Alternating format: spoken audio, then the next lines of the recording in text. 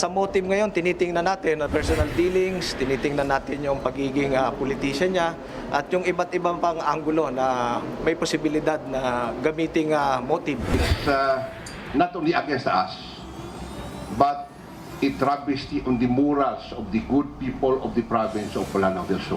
We call on the families of the perpetrators to show their sincerity in the call for justice, for surrendering to the authorities the relatives involved in this dastardly act. From the nation's capital, all sides, all the time, I'm Robbie Alampay. And I'm Gretchen Ho. The big story tonight. Special investigation task groups have been formed to look into a series of ambushes that claimed the life of a vice mayor in Cagayan and almost killed the governor of Lanao del Sur. Gun bans are also eyed in areas where the ambushes took place. Mon Gualvez with a big story. This van, occupied by Aparicagayan Vice Mayor Romel Alameda, was peppered with bullets Sunday morning. Alameda and his group of aides were on their way to Manila to attend the meeting with the Vice Mayor's League when they were ambushed by men supposedly wearing police uniforms in Nueva Vizcaya. CCTV rin na naka-adventure na tulad ng mga tao, apparently naka-uniform daw sila ng police. Alameda and his 5 companions were rushed to the hospital but have been declared dead on arrival. In this CCTV footage, suspects were caught fleeing the scene aboard a white AUV. The getaway vehicle was found by authorities this morning in the town of Solano, Nueva Vizcaya. The vehicle was burned and abandoned. Yung plate number na nakakabit doon sa getaway vehicle ng mga suspect ay dapat ito po ay naka-issue sa isang sasakyan na kasalukuyang nasa compound ng Nueva Vizcaya State University at sinasabi pong ito ay matagal nang knockdown o matagal nang sira na doon po sa compound na yun. According to the PNP Region 2 office, the suspects are not legitimate members of the police force. The Nueva Vizcaya Police Provincial Office has formed the Special Investigation Task Group to look into the case. The manhunt continues for the suspects, but the motive for the ambush remains unknown. Authorities are now eyeing the imposition of a gun ban in the province. A similar ambush took place in Lanao del Sur on Friday. In the town of Maging, bullets were fired at this pickup truck occupied by Governor Mamintal Alonto Adiong Jr.'s convoy. Adiong's 3 security escorts, who were all his relatives as well as his driver, died on the spot. Adiong sustained a gunshot wound to the stomach but made it to the hospital and is now in stable condition. Authorities believe around 7 to 10 suspects carefully planned and executed the ambush, which took place some 1.7 kilometers from the nearest checkpoint within the MILF camp. The MILF says an ambush in that area is difficult to hear. Kung tingnan mo yung topography ng area, mahirap man yun, kay bundok-bundok yun. Ang nag-save kay Governor ay yung sasakyan niya tumakbo pa rin despite the ambush at medyo nakalayo sila doon sa kill zone ng ambush. The police are now looking into several groups or persons of interest. Other possible suspects are members of supposed lawless or terrorist groups in the provinces. A special investigation task group has also been formed to probe the matter. And because of the ambush, a gun ban will be declared in Lanao del Sur, Maguindanao, and 63 barangays in North Cotabato. For News 5, Mon Gualvez, we are One News. To give us more updates on the investigations, we have with us on the show Colonel Jean Fajardo, spokesperson of the PNP. She's joining us over the phone. Welcome to the big story, ma'am. Good evening, Sir Robbie, Ma'am Gretchen, and to all your televiewers and listeners. Ma'am, umpisa po tayo sa Cagayan in terms of updates. Ano pong latest natin doon?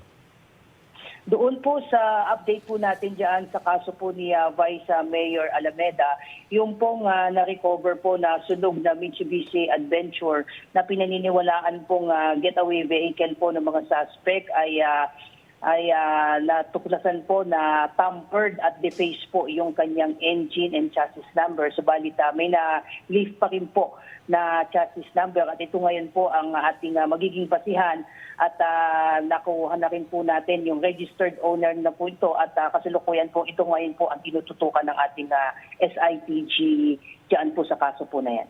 In the meantime po, doon po sa mga nakuha sa CCTV at saka mga nababalita mga suspect, Malinaw naman po, siguro marami rin nagtatanong, may mananambang lang mag-uniforme pa. Notwithstanding that, how can we be so quick to ascertain na hindi mga pulis yung mga naka-uniforme ng pulis?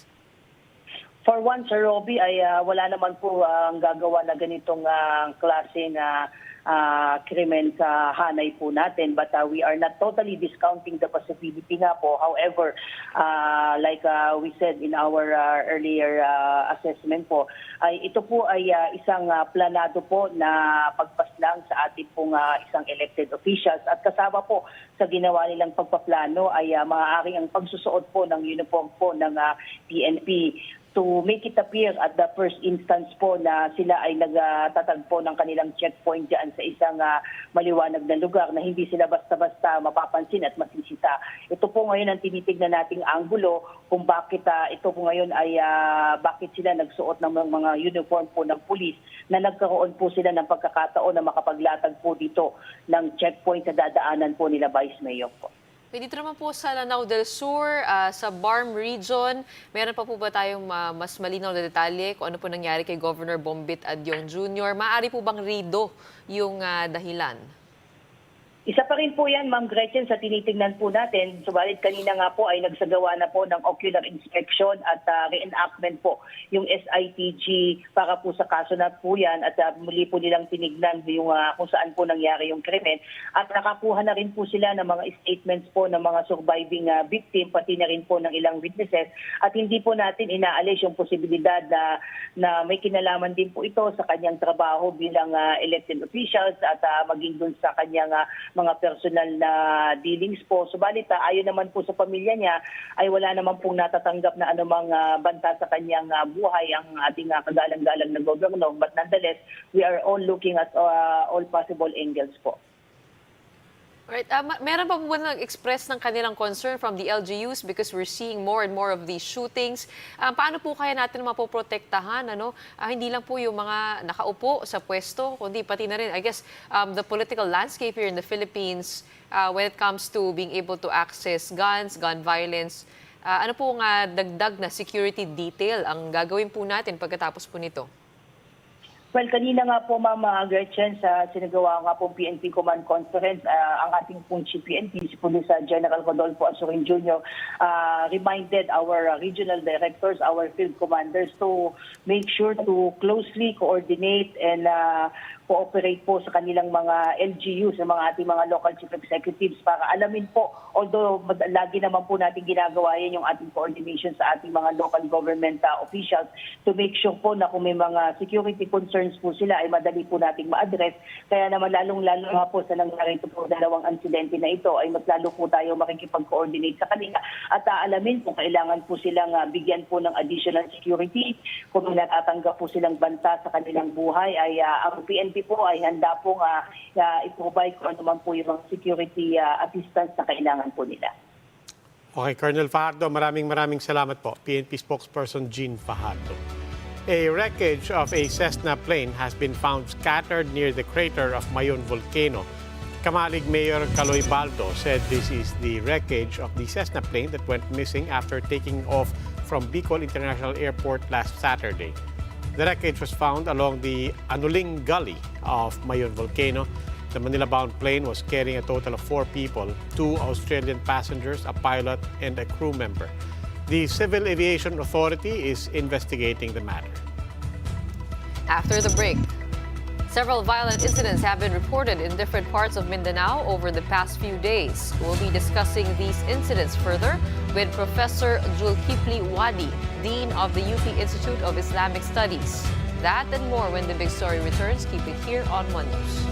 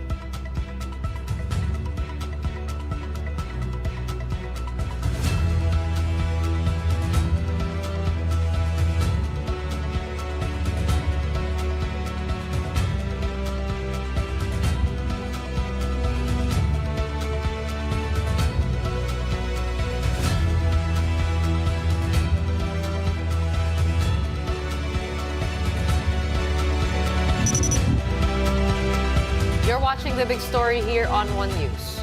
Authorities are keeping a close watch on several localities in Mindanao after the series of killings reported in the last week. Here's what we know. There was a series of shootings in the town of Pikit in North Cotabato. The victims included 2 elementary students, one of whom died. Meanwhile, a man in his 40s was also shot and is now in critical condition. The local government has offered a 400,000 peso reward in exchange for information that will lead to the arrest of the suspects behind the attack. The town is now under heightened alert following the shooting incidents, which some say are linked to Rido or clan wars. These instances of clashing families are nothing new in the Philippines. Rido, or the series of violent acts among clans, has been a long-standing problem to peace and security in Mindanao. One example of intergenerational conflict that sparked trouble is the gruesome Maguindanao massacre in 2009. The political rivalry between the Ampatuan clan and the then-challenger Toto Mangudadatu paved the way for one of the worst election-related violence in Philippine history. Fast forward to today, with the Bangsamoro government in place, there is little is known as to how clan wars have been addressed. At the community level, there are efforts to institutionalize conflict mediation among warring families. More recently, the National Police will again be imposing a gun ban on Lanao del Sur, Maguindanao, and 63 barangays in North Cotabato. Here to explain to us the complexities of what's happening in Rido, in Mindanao, we have with us UP Institute of Islamic Studies Dean Professor Julkipli Wadi. Good evening po. Welcome to The Big Story.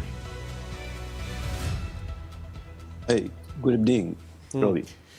First of all, sir, we don't want to presume anything. What's happening in Mindanao, do you take that separately, or is there in fact a larger context here? Well, Rido, as you mentioned, which means clan war, which could be caused by many factors, actually is intertwined with what has become as the Moro Rebellion. In times where there is an intensification of war, say, between the government forces and Moro fronts, usually the Rido would be, say, hidden for a time. But at the times that peace would reign, that is when there will be some kind of peace agreement or an arrangement where Moro fronts would forge a peace process with the government, and there will be some kind of lull in war between government forces and Moro fronts. Usually Rido would surface. So that is to say that Rido has been there actually for a very long time, because the assumption is that there are forces on the ground that had been there. For instance, the presence of big political families, their access to firearms, then issues like land problems, issues like election-related violence, conflicting claims on certain economic opportunities, and many, many others could be reasons for the occurrence of Rido. And oftentimes, even there will be instances of resolutions, say among clans or families. It would not take long before another round of of skirmishes among families would happen. So the point we're raising is, even if to a certain degree there has been lull of skirmishes and conflict between government forces and rebel fronts, the Rido problem has remained in the south, particularly in Muslim Mindanao. You have earlier identified some instances of big families involved in Rido due to election-related problems like the Ampatuans and the Magudadatu. That's just one of the many instances. Yes, sir. Because practically from Lanao to Maguindanao to part of Zamboanga, Basilan, Sulu, and Tawi-Tawi, there had been rido of many kinds in these places. Except that what sort of make us curious, Robbie, is that why is it that supposedly the presence of the BARM would somehow bring peace to the area and address, would be able to address rido or instances or possibilities of clan war or conflict amongst families. But we have seen rather the occurrence of many instances of violence in Maguindanao, in Cotabato, in Basilan, except for a time Sulu and Tawi-Tawi.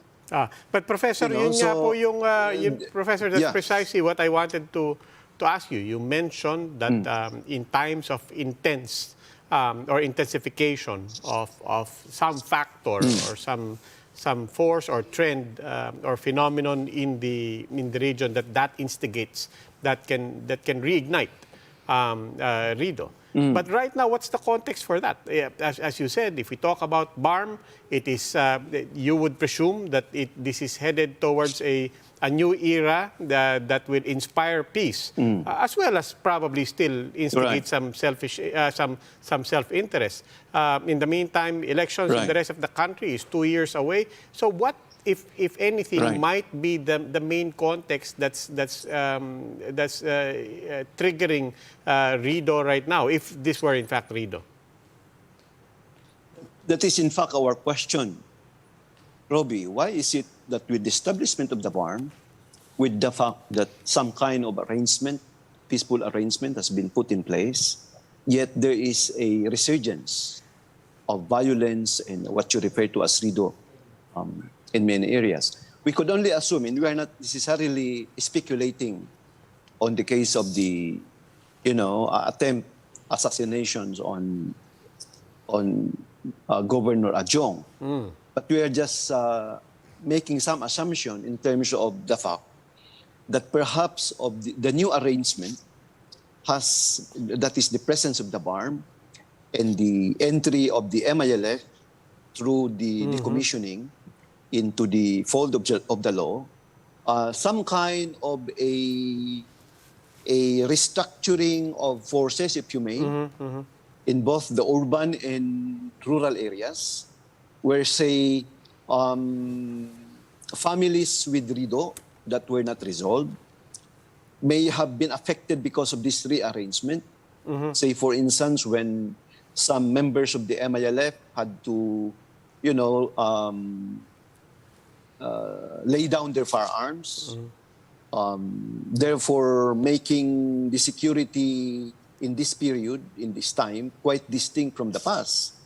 So somehow, the balance of forces, in a sense, say, among families had been affected.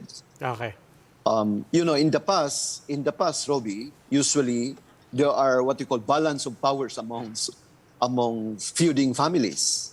So that rido are actually, in a sense, part and parcel of the balancing of power amongst political families. In the case of Lanao del Sur, I think the fact that relatively there are, in a sense, less contending families as influential as, say, the Adjong, the Alontos, the Maporos, and others. So we are at loss of explaining who are those who did that assassination attempt, on Governor Adjong. Sir, do you While think this in is other places, just a struggle for power left after the organization of BARM, or can it also be rooted in poverty and the lack of development and also social norms? Well, if poverty is a factor, Gretchen, poverty has been there. And, say if you are poor and you know that the one you will be engaged against would be that a big family. You won't just make such as an attempt. You know, you will not make such an attempt. So in that case, poverty would not necessarily be translated into erido, especially if there is a kind of a relationship of asymmetrical relationship that is big family with small family. Okay. You know, so I'm not saying that it's not a factor, but it is less of a possibility that a poverty could be a cause of rido. Because, sige you know, po. rido is a continuing, recurring problem. Opo. You know? So it would be usually big families who are engaged in rido contending each other. Okay, And they are Professor. not necessarily poor. Apa. Professor, Yes. unfortunately, we're out of time. Maraming salamat po sa inyo. Professor Julkipli Wadi, Dean of Thank the you. UP Institute of Islamic Studies. Meanwhile, Metro Pacific Investments Corporation will be investing in agriculture and the food industry. We'll talk about that after the break. Keep it here on One News.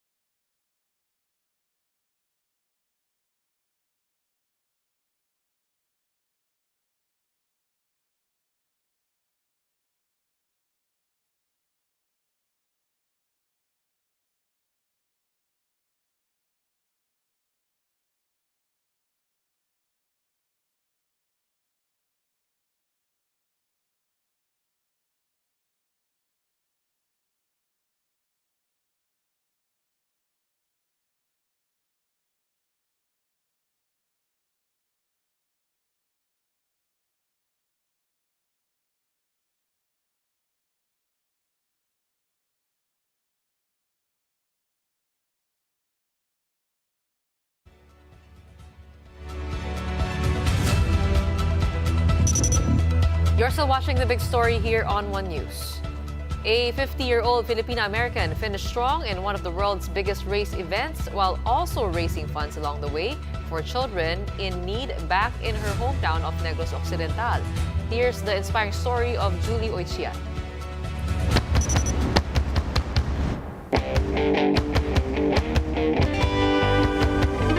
7 marathons, 7 continents, 7 days. The World Marathon Challenge is one of the most grueling, physically demanding, and logistically challenging races in the world. For 7 straight days, participants flew from one continent to the other, braving the strong winds and freezing temperatures of the Antarctica, all the way to the hot and humid weather of Brazil.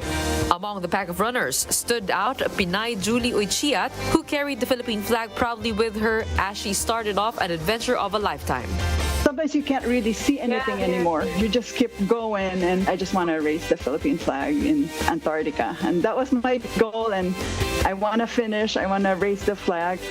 But the Negros-born Oichiat kept on and finished fourth in Antarctica, third in Cape Town, South Africa, second in Perth, Australia, and then went on to win the Dubai, Spain, Brazil, and Miami legs. Oichiat won 4 out of the 7 races, but went head-to-head in the overall results with USA's Keen Derdere, who finished with a faster average time of 3:49.23, just 4 seconds below the time of Julie. Still, it was a champion's conquest to finish the challenge and win the races. This has pretty much consumed my life in the last 9 months of rigorous training. The more impressive feat, Julie is about to turn 50. The registered nurse migrated about 30 years ago from her hometown in Bacolod and is now working as a director for clinical services in Arizona. But even with the distance, she's never forgotten where she came from. Julie, like many others who took part in the World Marathon Challenge, is running for a cause. She's decided to adopt the Kalipay Negrense Foundation, a non-government organization that takes care of disadvantaged kids. Kalipay, we rescue and we take care, full-time take care of abused children. And I'm talking of really little children with a lot of trauma. Julie has raised about $30,000 US, or about 1.6 million pesos on her GoFundMe page, which she says her husband has promised to double. Now, all of the proceeds will be used to build a healing center for the children of Kalipay. She's a huge blessing. And this, this race and what she's doing for Kalipay, this will go very far. For the kids and the Philippines, Julie has served as a bright light, and her undaunting spirit has definitely made long strides all over the world and in the hearts and minds of many.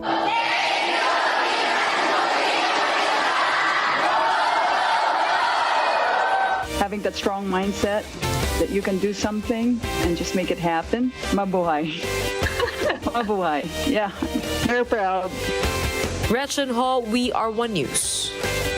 And before we go, Metro Pacific Investments Corporation is looking to carve a place in the local agriculture sector as the company announced its plan to build the largest greenhouse facility in the Philippines.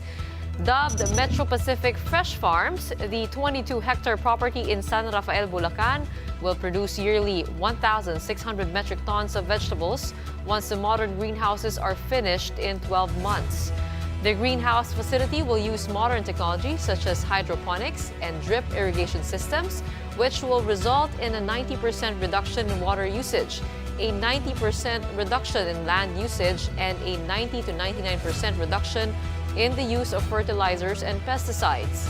MPIC Chairman Manny V. Pangilinan said the group hopes to build a sustainable food business while helping the country achieve food security. We add to the food supply available to people, right? If you have more vegetables available, 1,600 tons more vegetables each year, and this is just a start, I would hope that the laws of supply and demand should push down prices. It's not going to be expensive, that's what you mean, no? So, as I said, we'll make sure the prices are affordable, and we'll make sure that we're able to increase the supply of vegetables, principally for Metro Manila. No? And that's the big story tonight. For more updates, follow News 5, The Philippine Star, and Business World Online. You may also log on to onenews.ph for more analysis. Ako po si Robbie Alampay. The big story is also available via Signal Play app. Make a free account now at signalplay.com and stream One News anytime, anywhere. Ako po si Gretchen Ho. Stay safe, Philippines. We are One News, all sides, all the time.